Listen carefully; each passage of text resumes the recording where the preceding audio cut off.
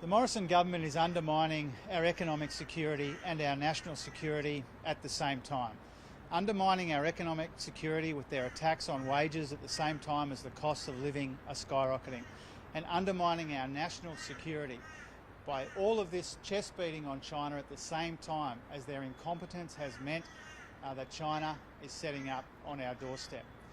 This government pretends in their expensive marketing and spin that their strengths are economic management and national security.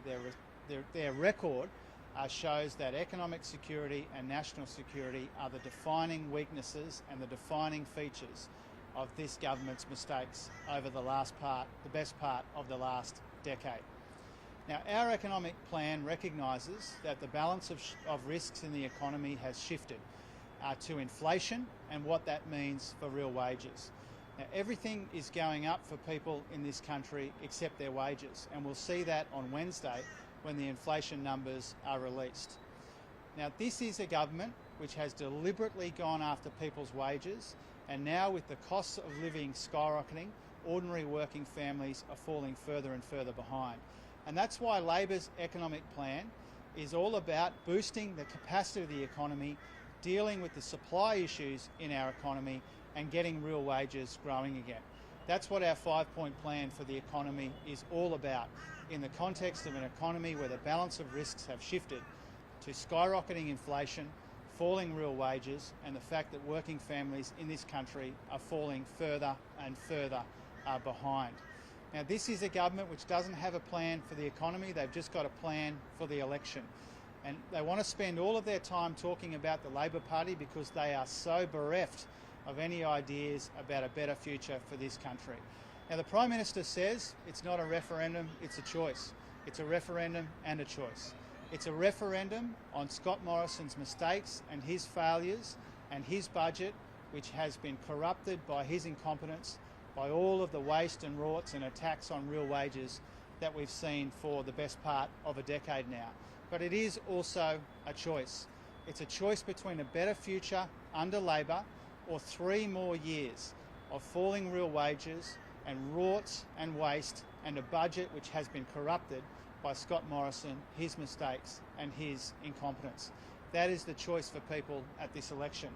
Now, Scott Morrison wants to talk about tax today. Well, let's talk about tax. You can't believe a word that Scott Morrison says about the economy, especially when it comes to tax. On every available measure, this LNP government is taxing more than the last Labor government. They've taxed more in total, they've taxed more as a proportion of GDP, they've taxed more per person, they've taxed more adjusted for inflation. You can't believe a word that Scott Morrison says on tax. Before every election, he gives a pledge like this. His current budget has more than $2 billion of increased taxes. Over the life of this government, there's been something like 150 different tax changes which weren't taken to an election. 100 of them were increases in taxes and charges. You cannot believe a word that Scott Morrison says about the economy and about tax in particular. Tax to GDP under this government has averaged 22.3%, under the last Labor government 20.9%. They want to talk about this tax cap, 23.9% tax cap that the government is talking about today. In Australian history, there has only been 4 times that the current tax cap has been breached, and every single time has been under Liberal National governments. Every single time that the tax cap, which is now imposed of 23.9%, has been breached, it's been breached by the coalition and not by Labor. Labor has never gone near the current tax cap of 23.9%. And that, again, is why you can't believe this government when it comes to tax. This government is the second highest taxing government of the last 30 years, and the highest taxing was John Howard's.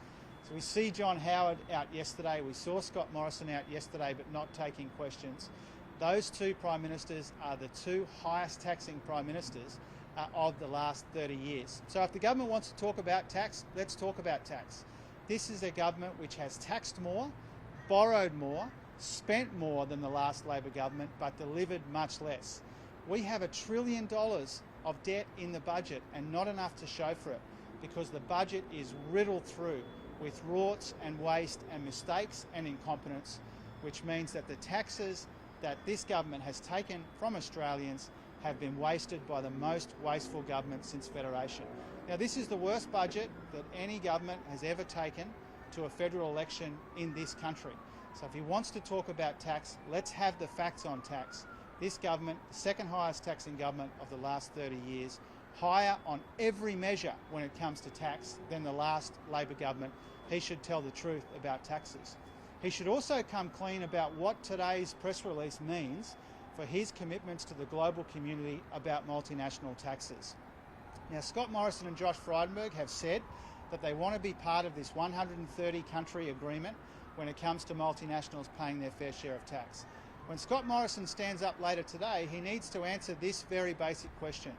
Is he saying no new taxes, or is he saying that he's walking away from the agreement that he made with the OECD and 130 different countries around the world? Now, there have been important global developments when it comes to multinational taxes. Scott Morrison and Josh Frydenberg have said previously that Australia should be part of them. Today he's saying that we shouldn't. He needs to clear that up today. He can't have it both ways. He can't give a commitment to no new taxes at the same time as he's given a commitment to the global community to do something meaningful about multinationals. Now, Labor has made it clear that the only tax reform we're proposing at this election is fairer taxes on multinationals. That's about adopting and applying the principles developed around the world to make sure that multinationals pay their fair share of tax where they earn their profits. That's about levelling the playing field for Australian businesses as well, and it's also about making sure that we can continue to invest in the services that Australians need and deserve. And so the government's got some questions to answer today. They've made this commitment, no new taxes. They've made this commitment around the world to multinational tax reform. They can't have it both ways, and so Scott Morrison and Josh Frydenberg need to clear that up today. Now, this is a higher taxing government than the last Labor government. The Prime Minister needs to come clean on that as well today. This is a government which has undermined our economic security and our national security simultaneously. All of their chest beating on the economy and on national security has added up to the outcome of a government which has borrowed more, taxed more, spent more but delivered less, a region which is less safe, a nation which is less secure, because all of their chest beating has delivered nothing but more economic insecurity and more national insecurity, and they need to be accountable for that rather than continue to blame everybody else for their mistakes. Scott Morrison needs to take responsibility today on tax, on the economy, on national security. He has failed on every front.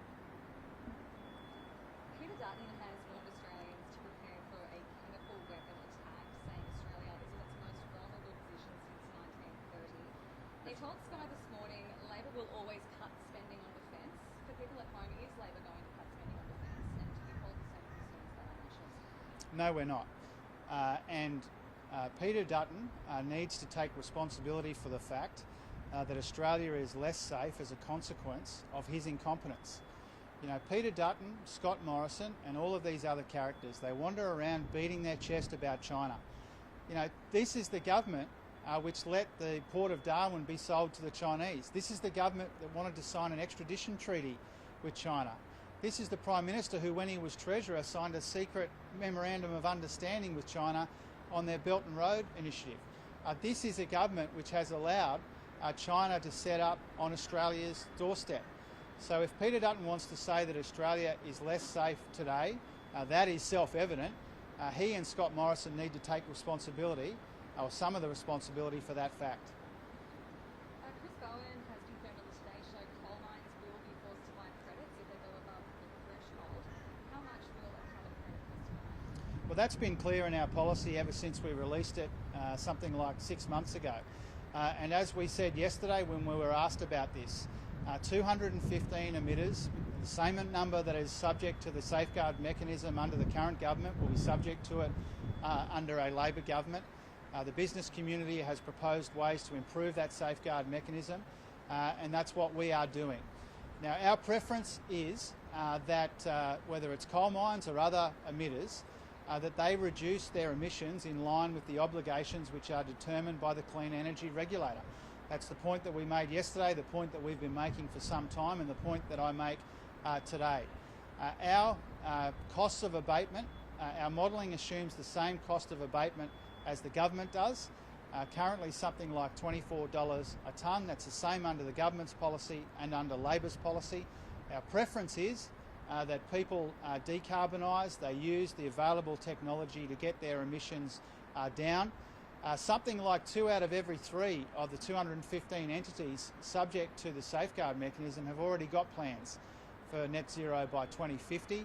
That's what we want to see. Their other option is to buy credits, as we've said for some time, but our preference, as I said yesterday, is that they get their emissions down consistent with their obligations. Those obligations are determined by the Clean Energy Regulator. They take into account the technological possibilities in each industry and in each business, and also making sure that businesses aren't unfairly disadvantaged in relation to their competitors overseas. That's the point I made yesterday as well.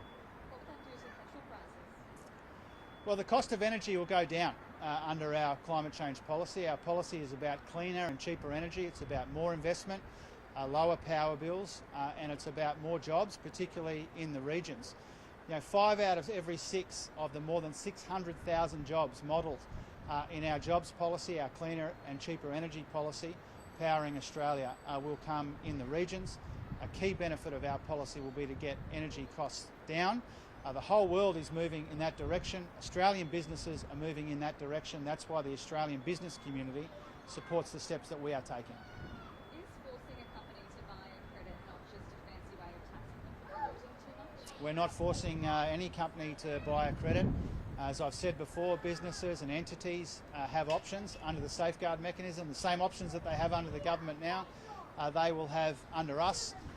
They can choose to buy a credit, or they can choose to reduce their emissions below the baseline determined by the Clean Energy Regulator. Our preference is for the latter. We've said that repeatedly. Thanks very much.